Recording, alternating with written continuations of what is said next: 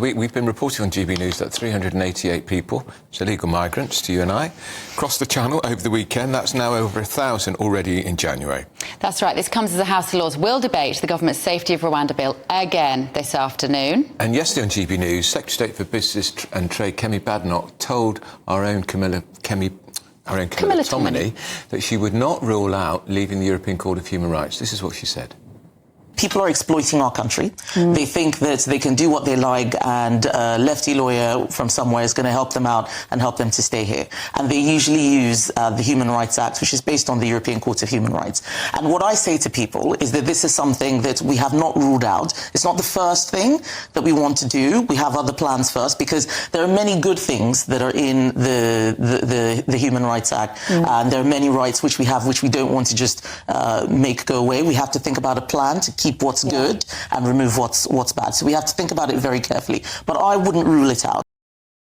Well, joining us now is our political editor, Christopher Hope. Good morning, Christopher.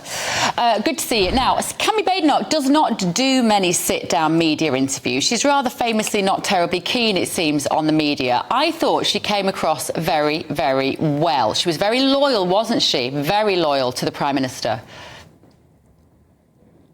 That's right. She disowned so-called friends of hers in the media who are undermining Rishi Sunak, the Prime Minister. I thought she set up the interview well. I mean, she has some big news on Saturday. She was persuaded, or maybe forced, or pushed out, or he resigned, the head of the post office. That gave her a big positive thing to talk about. And I think it's a very confident media round. And for her and her supporters, that's important, because she's seen as the future of the Tory party. When Mrs Sunak leaves, someone like her will be a definite one to watch. Yeah, I thought she made good points there about the ECHR from the Tory right. They would be quite pleased by hearing that. Sarah Dines, a former Home Secretary, a former Home Office Minister, says today's Telegraph, we need to stop taking the knee in front of the ECHR. The PM, Rishi Sunak, says he's going to stop listening to foreign courts. You won't be pushed around by foreign courts. Critics will say that the ECHR isn't foreign because we have a stake in it, but it is based in Strasbourg. But the point is that I think ECHR withdrawal is going to be an active issue for the next manifesto when the election happens, probably in November. All right, that's our political editor, Christopher Hope. In the studio with us is Tory peer Lord Bailey, Shaun Bailey. Shaun, it is going to be a big issue now, this European courts, because who governs Britain? Is it us and our own judiciary rather than... I mean, we do have a stake in the court, but we're one of 46 countries in that European court. We don't even know the nationality of the judge who blocked that Rwanda flight. I actually think it's been a big issue since we had the whole Brexit debate, and many people voted to leave because of the lack of political control, legal control we have over our own goings on. I certainly was a leaver, and I actually was more concerned about the court than the financial thing, because I think certain things are worth paying for, and your freedom, your ability to govern yourself is very important. But the most important thing about this, I think other European nations are going to look at what happens to Britain and how we navigate this. France, Germany, parts of Eastern Europe are having huge problems with immigration as well. And if the court is seen as the gateway to letting people in and you not being able to deal with that situation, people could follow us out. Italy having the same issue as well. So I actually think it's on the European courts to come in the direction of politics, not politics to placate them. I don't know why we need a European court to tell us what to do. We've got one of the finest judiciaries in the world. Why can't they be trusted? Our judiciary is so fine, rewrote the lion's share of the rules that the ECHR operates under. And I do think it does trouble your political legitimacy. If you cannot change something in Parliament and it become law without someone outside of the country accepting that, I think we need to have a look at that. And that transfer of power to Europe was one of the reasons many people voted to leave in Brexit. And if you speak to Italians, they feel the same about it. So do the Germans. The issue is when your country's facing something and the court makes it difficult, that's when it becomes a political issue. For us here right now, it's very political. This bill has got the second reading, of course, in the House of Lords later today, Shaun. What are going to be the sticking points with this? Well, the first sticking point is that there's 71 speakers, so it's going to be an awful long debate. Look, some people are against this because they think legally it's going to be tricky. Other people against this because it's purely political. You've got some in the middle who are a little bit worried about how we treat people and how we look internationally. And my response to the centre group would be, well, everybody else internationally does a very similar thing. The Dutch looked at this, the Swedish looked at this, the Australians do this. The UN send people to Rwanda. So the question is, why can't we? But I think the real issue here, people mightn't like it, but the Lords is doing its job properly because it is to scrutinise. Imagine you're in favour of this. The Lords needs to work out how it could be the strongest bill it can be to make sure it isn't just torn apart in court and we end up with no planes taken off. And they're talking about delaying it for months. I saw Lord, he's a Lib Dem peer, former chief executive of the Lib Dems, writing in the FT last week saying under parliamentary law we can delay this for 12 months. There would be outrage. Technically that's correct, but I think you're right, there would be outrage. But the real reason... Lord Renard. Yeah. So it was Lord Renard. But what Lord Renard and everybody else should accept, the Lord's job is not to frustrate. The Lord's job is to mediate, is to look at, is to scrutinise. And to improve. And he has to admit, people on the Labour bench as well have to admit this is pure politics. The reason they're not talking about stopping is because they know in order to wreck this, they just need to delay. And if they want to play that game, they then risk at some point this being played against their side of the political violence. Well, of course, they also then allow Rishi Sunak off the hook because he can say, well, I was going to stop the boats as per my 5 pledges, but I was thwarted by the Lib Dem Lords and by the Labour Lords. And he would be correct. And let's be clear, he could already say that because every time the government has made some attempt to deal with this, either the legal system or the Labour Party has gotten in the way. Yeah. The most interesting question for me, what else then? What would Keir Starmer do?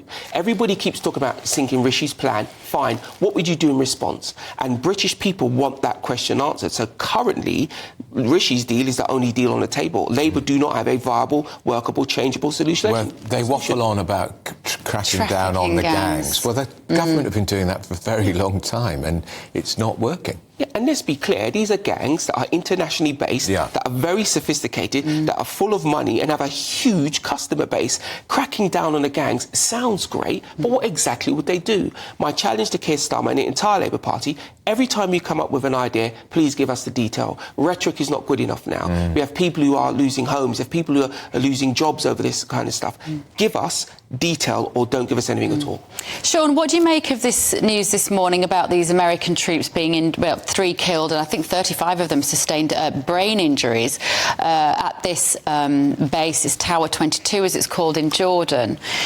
How should America respond to this now? Because it is a direct hit on American troops. I think we are entering a new world order. When you talk to Liberals, they believe that the world is full of nice people and will stay the same. I think what's happening now, anywhere between Russia and Iran and China, they're showing you actually we don't like the world order, we're going to change it. And the fact that the Iran-backed rebels are this bold means that America will have to respond. In the past, rebels have been able to rely on Western restraint. And if you look at Trump's recent comments, I think he's sending a signal to 2 sets of people, one, them and the Americans.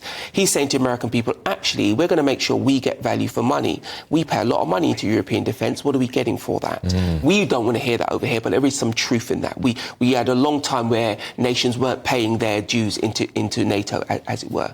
He's also saying to the Houthis and Iran, whatever, don't rely on us to be restrained. You have behaved in a particular way, and we would, if I was president, we'd respond in kind. Now, some people don't like that. I don't think we're anywhere near World War III, but I do sometimes think a more robust response is what the American people want to hear, and many other people around the world. So would you feel safer if Trump was in the White House than Biden?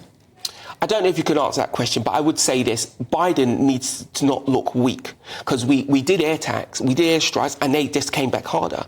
And if he knew anything about the Houthis, he would understand that they have been at war in their minds for the last 10 or 12 years. They have a great capacity to accept loss in a way a Western country wouldn't. So attacking them lightly means nothing. You have to do something very, very decisive, I would imagine, to change their behaviour. Donald Trump talks in a way as if he's more prepared to do that.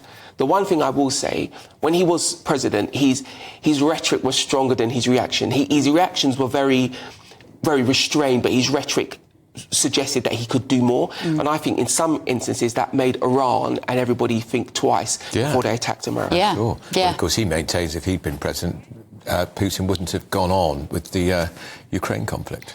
The one thing I say about Trump, he looks more capable of negotiating with Putin. Maybe they're like-minded, I don't know. Yeah. But you think if Trump turns up, that's like, he's unpredictable. That's right. I think that gives him a better negotiating position rather than they look at Biden and think, well, he's weak, we're going to do what we want to do anyway. If Trump says he will attack, you probably have to believe him. Would you make of this rumour that Michelle Obama's in the background waiting to step into Biden's shoes come spring, summer and take the Democratic nomination? Because they can't carry on. I've got to say, I look at Biden and I'm not sure he has another 4 years in him. He doesn't. Sometimes he looks like he hasn't got another 4 They will weeks. replace him, I'm convinced. I didn't want to be unkind. Well, I didn't want to be unkind. 4 weeks is enough for me. Michelle Obama would take some beating. Yes, she would. She would take some beating. First black president of the United States. What an extraordinary story. Yeah. And I'd argue... Well, second black president of the United States. First female black, But she'd be 2 wins in one. But she's charismatic. She's entertaining. Now, could she deal with Trump and the whole circus? I don't know. But she'd start from a very high point. Wouldn't she? And she says she lies awake at night worrying about Donald Trump becoming president again, and therefore that would be her motivation. It would be a bit of dynastic politics again, wouldn't it? Because we had George W. Bush, we had... Clintons. The 2 Clintons, 2 Bushes, and then 2 Obamas. Can America not widen the gene pool a little larger than that? One extraordinary difference between British politics and American politics, we do not do dynasty here. They absolutely just in the love monarchy. It. Yeah. But we don't mind that. Maybe that's why we don't do it. We have our dynasty sorted. Exactly. But they really love it. God save the king, and may he get better soon too.